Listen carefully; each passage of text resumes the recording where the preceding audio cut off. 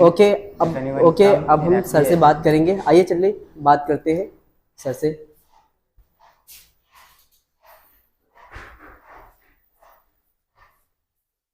Good evening sir. Good evening. How are you? Vikas, please sit. I'm okay fine. Thank you. How are you all? I am And your fine. family? My family is also well. Okay. And So sir what is the today's topic?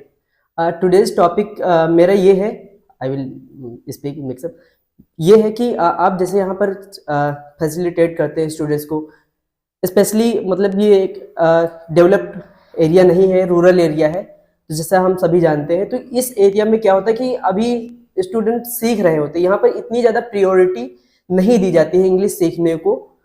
हालांकि अगर कोई English बोलने लगे तो आश्चर्यजनक तरीके से लोग देखते हैं, यार कितना मतलब अच्छे से बोल रहा है, ज़्यादा पढ़ा लिखा होगा। तो आप यहाँ पर स्टूडेंट्स को most of the time force करते हैं कि इंग्लिश बोलें।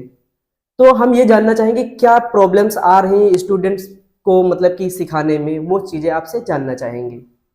अच्छा, तो actually I have completed 8 months in FEA. Yes As you know, on July yes I opened a branch in Parvar Paschim. Yes So at that time, when I was going to mobilization, so most of the family who was living in rural, so they were describing when I asked, here I am going to open new branch. Yes So they all thinking which types of branch, what Yes. will we do there. So I am describing कि यहाँ पे मैं एक coaching संस्था खोलने जा रहा हूँ जहाँ पे हम लोग स्किल्स के बारे में डिस्कस करेंगे। आपके गांव में जो भी होनहार छात्र हैं, 17-18 के उम्र हो गई है, और आपको पता है कि गांव में जब कोई 17-18 साल के आसपास रहता है तो अर्निंग मनी मतलब मनी से रिलेटेड समस्या एक उजागर होती है, तो हर फैमिली में ये प्रॉब्लम रहती है। तो कहीं ना कहीं इस वजह से हमने यहाँ पर एक प्रोग्राम चला रहे हैं जिसको FEA कोचिंग कहते हैं। इसमें क्या है कि हम स्टूडेंट्स को जो भी उनकी स्किल्स होती हैं या देखते हैं कि कौन कौन सी स्किल्स उन्हें दिया जाए जो आने वाले समय में उनके लिए महत्वपूर्ण है, उनके परिवार के को ग्रोथ कर सकती है और उनके लाइफ को अच्छा कर सकती है। जो भी उनके गोल रहते हैं, हो सकता है हमें उनके गोल से मिलाने में उनको मदद मिल जाए। सो इस वजह से ये कोचिंग का उद्घाटन किया गया है यहाँ पे, ताकि कि गांव का भी विकास शहरों के साथ साथ उठता रहे। क्योंकि आजकल की अगर देखा जाए तो पूरे इंडिया लेवल पे और विश्व लेवल पे जो गांव का मतलब स्थिरता है वो डाउन हो रहा है नॉलेज के हिसाब से। बिकॉज मेरा ये मानना है कि अगर आपके पास नॉलेज है ना तो आप कुछ भी कर सकते हैं लाइफ में। यस क्योंकि शहर में ज़्यादातर पढ़ाई या शिक्षा को महत्वपूर्ण दिया जाता है, गांव में शिक्षा को थोड़ा सा कम महत्व दिया जाता है, मैं ये नहीं कह रहा हूँ, लेकिन बहुत कम महत्व दिया जाता है। क्योंकि मैं जब मोबिलाइजेशन कर रहा था तो कुछ फैमिली मिले मुझसे, मैंने उनसे बताया कि हम यहाँ पे हमारे यहाँ 10 लैपटॉप्स रहेंगे, कंप्यूटर शिक्षा संबंधी जानकारी प्रोवाइड करेंगे, साथ ही साथ कैसे आप कहीं जाएंगे तो अपने आप को साक्षात्कार के लिए तैयार कर सकते हैं। ये सारी चीज़ें मैंने उनके सामने रखी। तब भी हमें कहीं ना कहीं रिजल्ट देखने को ये मिलता है कि उनके पेरेंट्स या उनके परिवारी जन जो हैं वो थोड़ा सा अभी समझने में असक्षम है।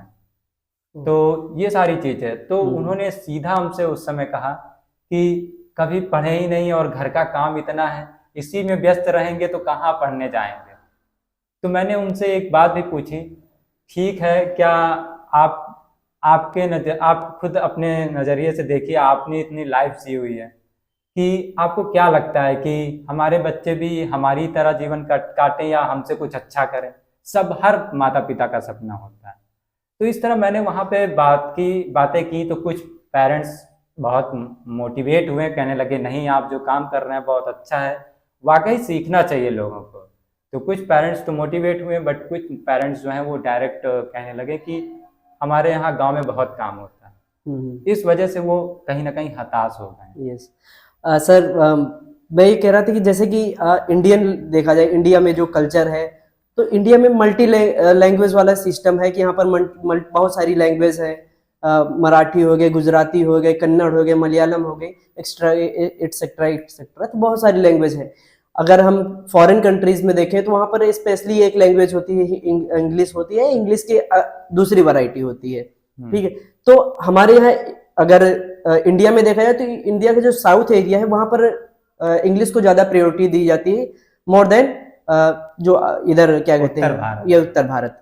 तो हम ये जानना चाहते हैं कि अभी आप क्या मतलब प्रॉब्लम फेस कर रहे हैं स्टूडेंट में, वो कैसे किस प्रकार से नहीं सीख पा रहे हैं इंग्लिश, वो स्टूडेंट खुद नहीं चाहते हैं या फिर और कोई बैरियर्स है?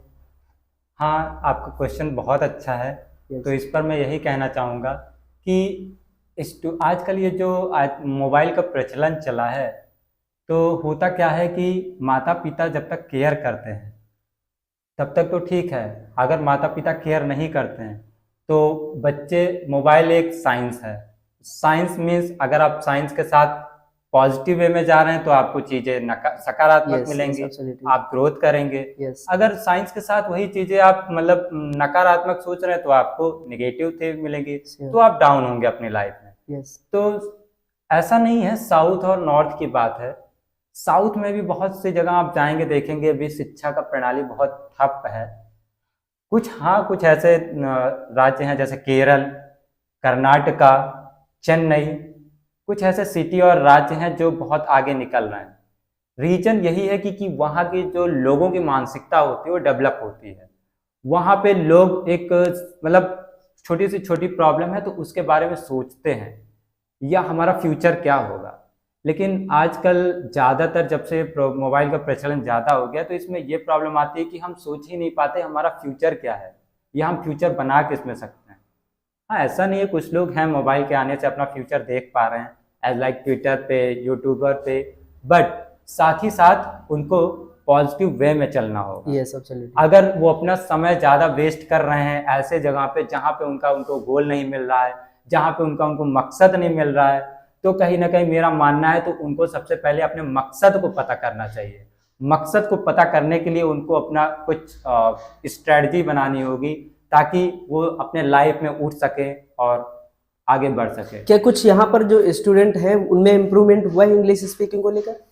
हाँ बिल्कुल, मैं तो कहूँगा कि जब मैं यहाँ पे आया था तो एक दो स्टूडेंट थे जो लगभग एवरेज इंग्लिश बोल पाते थे। लेकिन इस समय हम देख पा रहे हैं काफ़ी हर एक सेशन में लगभग 4-5 स्टूडेंट हैं, हर सेशन में 4-5 स्टूडेंट जो कहीं ना कहीं बहुत अच्छा कर रहे हैं।